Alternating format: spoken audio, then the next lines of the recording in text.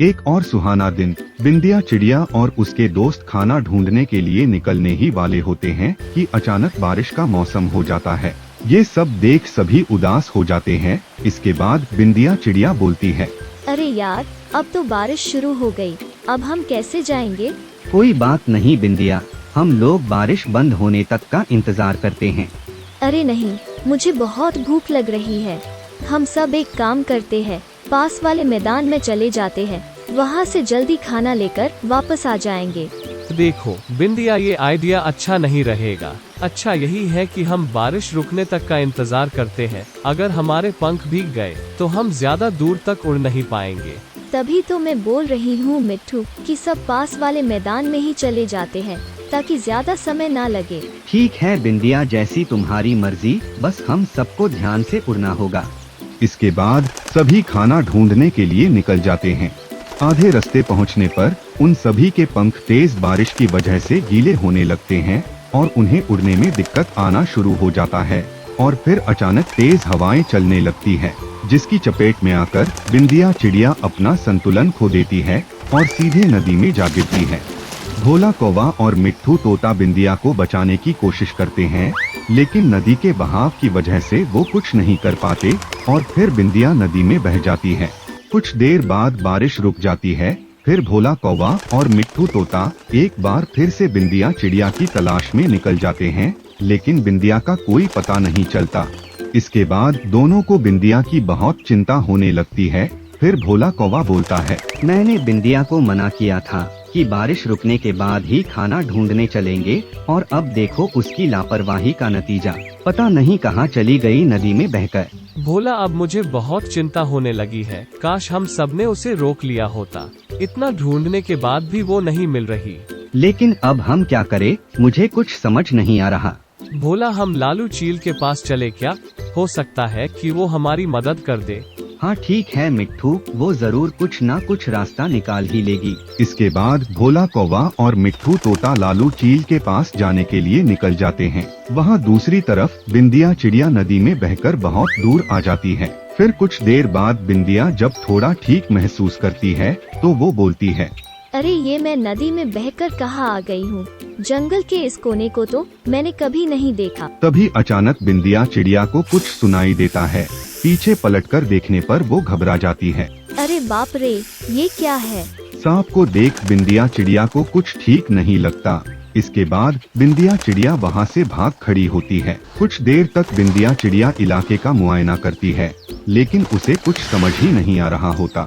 थक हार कर वो एक पहाड़ की चोटी पर बैठ जाती है। उसके बाद बिंदिया चिड़िया एक नज़ारा देखती है, जिसे देख वो घबरा जाती है। सामने एक शेर बैठा होता है, जिसे देख बिंदिया चिड़िया बोलती है, अरे ये शेर चुपचाप ऐसे क्यों बैठा हुआ है? फिर जो वो देखती है उसे अपनी आँखों पर यकीन नहीं होता।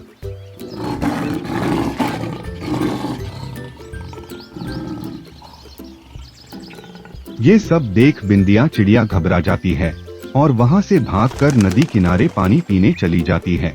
वहाँ वो पानी पीने ही वाली होती है कि अचानक उसे किसी की आवाज़ सुनाई देती है। फिर जो वो देखती है उसे अपनी आँखों पर यकीन नहीं होता। अचानक एक बहुत ही बड़ा जानवर बिंदिया की ओर चला आ रहा होता है, जिसे देख बिंदिया चिड़िया घबरा जाती है। उसके बाद वो वहाँ से भाग खड़ी होती है। जल्दी से भागकर बिंदिया चिड़िया सुरक्षित जगह पर आ जाती है। जंगल के इस अजीब इलाके को देख बिंदिया चिड़िया को कुछ समझ नहीं आ रहा होता।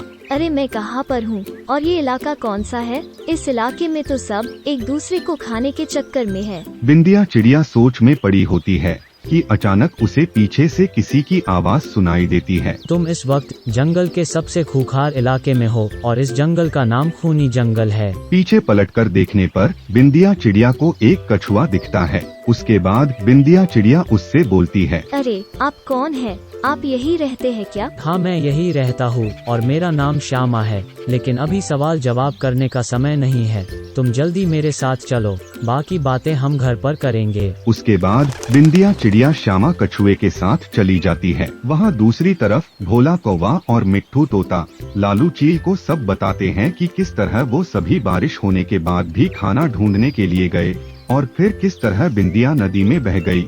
जिसे सुन लालू चील बोलती है। ये सब तो गड़बड़ हो गई, पता नहीं अब बिंदिया किस हाल में होगी। जी आप सही बोल रहे हैं लालू चील जी, हमसे गलती हो गई, हमें माफ कर दीजिए। प्लीज आप हमारी बिंदिया को ढूंढने में मदद कर दीजिए। देखो शायद तुम्हें ये पता नहीं है कि नदी का वो रास्ता खूनी जंगल की तरफ जाता है। अगर बिंदिया वहाँ से बहती हुई खूनी जंगल में चली गई होगी तो बिंदिया के बचने के चांस कम है। ये सब सुन भोला कौवा और मिट्ठू तोता घबरा जाते हैं। इसके बाद मिट्ठू तोता बोलता है, लेकिन चील जी, ये खूनी जंगल क्या है? इस बारे में तो मैं तुम्हें बाद में बताऊंगी। अभी तुम सब मेरे साथ सरपंच जी के पास चलो, इस मामले में तो सिर्फ वही हमारी कुछ मदद कर सकते हैं। इसके बाद सभी सरपंच जी के पास चले जाते हैं। रात हो जाती है और वहाँ दूसरी तरफ बिंदिया चिड़िया श्यामा कछुए के साथ बैठी होती है।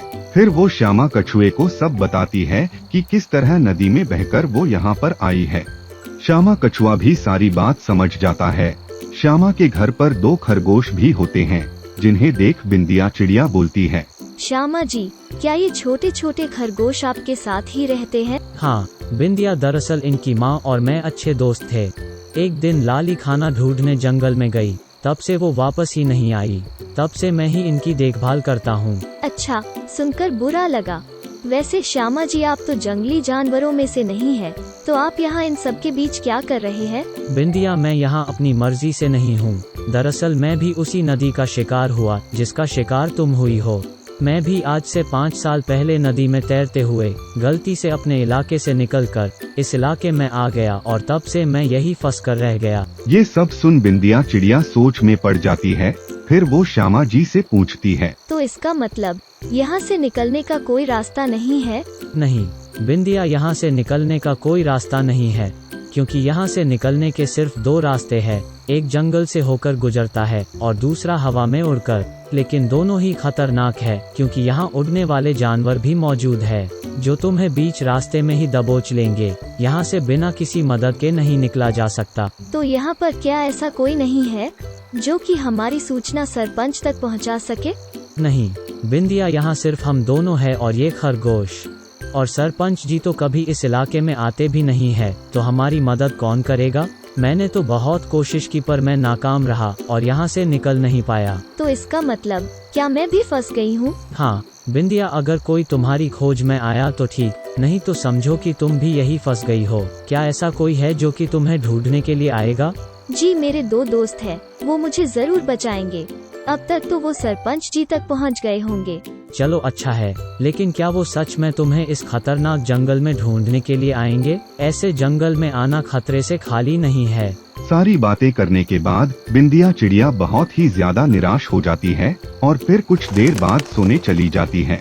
कुछ दिन यूं ही बीत जाते हैं और बिंदिया चिड़िया की निराशा और बढ़ती रहती है।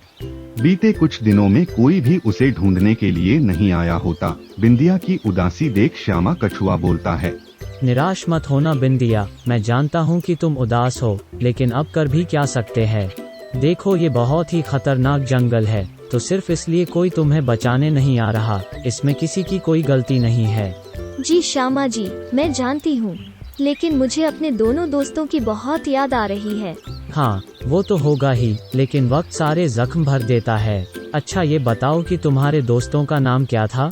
जी, एक का नाम मिट्ठू था और दूसरे का भोला। अच्छा, तो तुम इनमें से एक खरगोश का नाम मिट्ठू रख दो और दूसरे का भोला। अच्छा सुनो, तुम एक काम करो, मैं जंगल में खाना लेने जा रहा हूँ, तो तुम थोड़ी देर इन दोनों का ख्याल रखना। इसके बाद श्यामा कछुआ जंगल में खाना लेने चला जाता है और बिंदिया खरगोशों का ख्याल रखने लग जाती है। दोनों खरगोश खेलते रहते हैं और बिंदिया चिड़िया अपने में खोई रहती है। बिंदिया मन ही मन अपने आप से बातें कर रही होती है। क्या सच में भोला और मिट्ठू मुझे भूल गए होंगे? क्या सच में उन्हें कोई मदद नहीं मिली होगी? काश दोस्तों हम साथ होते। मैं तुम्हें बता नहीं सकती कि मैं तुम दोनों को कितना प्यार करती हूँ। कोई माने या ना माने, लेकिन मुझे पता है कि तुम दोनों ने मुझे ढूंढने की बहुत कोशिश की होगी। तुम दोनों से मुझे कितना प्यार है, ये मुझे बोलने का मौका नहीं मिला और अब शायद बोलने का मौका भी नहीं मिलेगा, लेकिन मेरी यादों में तुम दोनों हमेशा जिंदा रहोगे। बिंदिया अपने ख्यालों की दुनिया में खोई होती है कि अचानक उसे एक भयानक आवाज सुनाई देती है, जिसे सुन दोनों खरगोश के बच्चे बिंदिया चिड़िया के पीछे छुप जाते हैं। उसके बाद सामने जो मंजर देखने को मिलता है वो बड़ा ही भयानक होता है।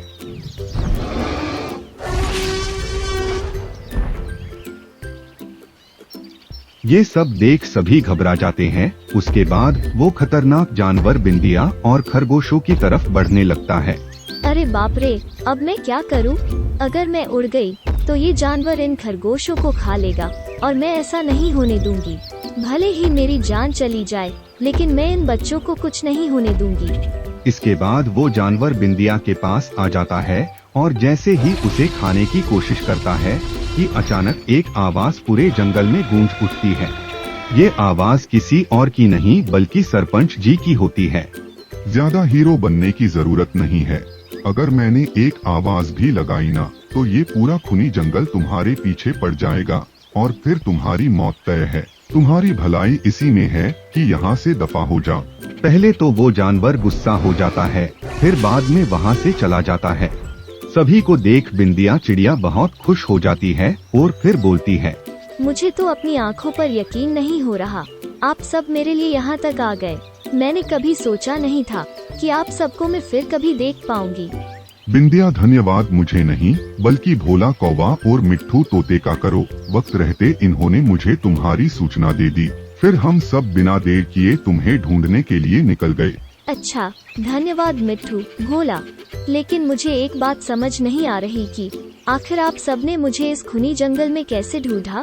बिंदिया, जिस सांप से डर तुम भाग गई थी वो सांप कोई और नहीं बल्कि सरपंच जी के लिए काम करता है। अगर तुम थोड़ी देर वहाँ रुक जाती तो वो तुम्हें वापस भेजने का बंदोबस्त कर देता, लेकिन उसके कुछ बोलने से पहले ही तुम वहाँ से भाग गई। उसी ने हमें तुम्हारे बारे में बताया। बिंदिया, अब तुम हम सबको कभी छोड़कर मत जाना। हम तुम्हारे बिना नहीं रह पाएंगे। चलो बिंदिया, अब घर चलते हैं अपने पुराने पक्षियों के इलाके में। तो इस तरह बिंदिया चिड़िया के साथ श्यामा कछुआ और दोनों खरगोश अपने घर वापस लौट जाते हैं।